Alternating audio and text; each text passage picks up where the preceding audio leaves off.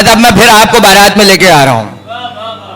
फिर ले आया वहां, जोड़ा पहना, गहने पहने, कपड़े कहां से आए? वहां से।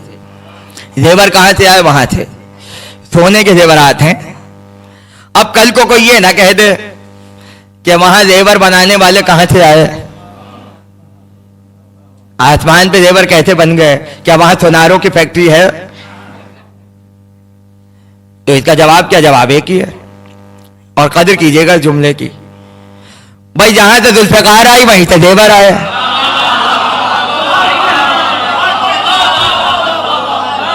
इससे बेहतर खूबसूरत जुमला मैं क्या कह सकता हूं अपनी तकरीर में? जहां से जुल्फ़िकार आई वहीं से जेवर आए। अब जिसने जुल्फ़िकार बनाई उसने जेवर बनाए होंगे।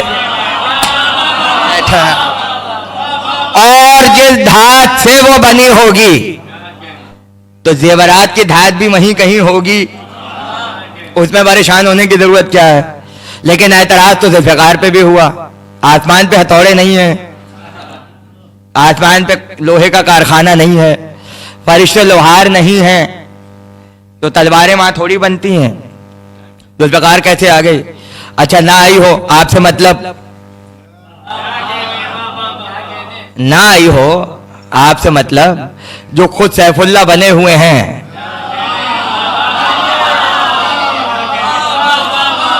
उनके छोटे छोटी छुरियां म्यूजियम में रखी हैं, आप उस पर इतरा रहे हैं। और हम अगर कहें कि लाफता इल्ला अली ला सैफ इल्ला जुल्फ़िकार, तो ये जुमला किसी के समझ में नहीं आ रहा। मगर हाँ, मसला हल हुआ। और मसला कैसे हल हुआ? मसला यहाँ हल हुआ कि हिंदुस्तान के बहुत बड़े शायर मुअज़्ज़ब लखनवी, जिन्होंने 14 जिल्दों में मुहद्दिबुल लुगात लिखी, उनके हद में एतराज हुआ कि जुल्फ़िकार कैसे आ गई? आसमान पे तो लोहा होता ही नहीं है, तो तलवार कहां से नाजिल हुई? तो उन्होंने अपने एक मरसिये में उसका जवाब दिया, और मैं वो एक बंद आपको सुनाऊंगा। इस एक बंद पे फैसला होगा कि कल जो मैं पढ़ना चाह रहा हूं वो मैं पढ़ूं या ना पढ़ूं। अब ये आप तय कर लेंगे, लेकिन उससे पहले दो जुमलों में एक रिवायत सुन लीजिए। सही बुखारी की रिवायत, पैगंबर चले मेराज पर, हौज़े कौसर पे पहुंचे, सही बुखारी की रिवायत। तो अल्लाह ने कहा वो मोहरे नबूवत लेकर आओ।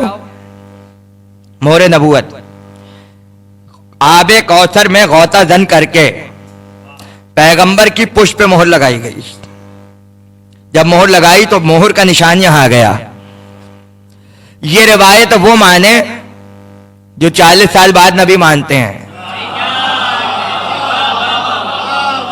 हम तो उस मंजिल पे हैं कि आमना की गोद में थे, मां मोहरे नबूवत देख रही थी।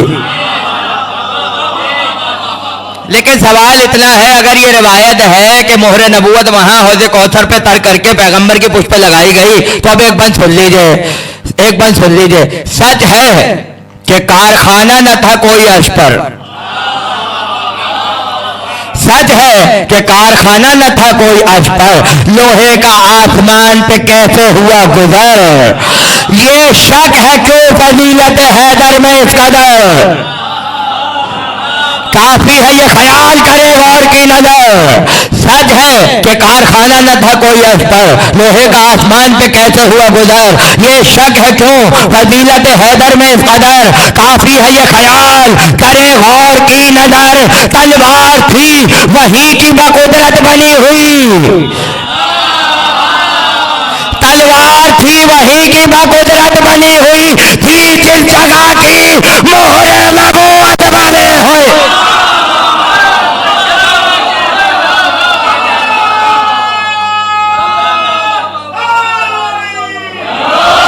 तलवार थी वही की बकुदरत बनी हुई, थी जिस जगह की मोहरे नबूवत बनी हुई। जहां मोहरे नबूवत बनी वहीं पे जुल्फ़िकार बनी।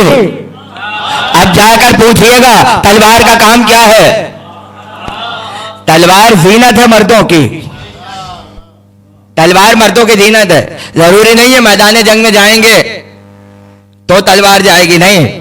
मस्जिद में जाए तलवार साथ, बाजार में जाए तलवार साथ।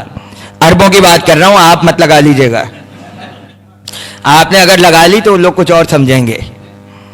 तो तलवार है जीनत, बल्कि मैं लफ्ज और बदल दूं ताकि और अच्छा हो जाए।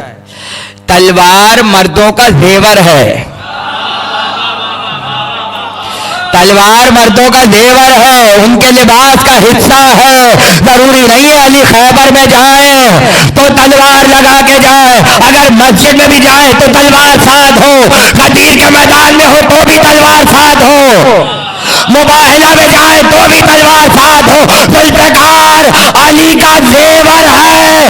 اب جملہ جایا نہ جائے، ارے جہاں علی کا زیور بنا وہی فاطمہ کا زیور بنا.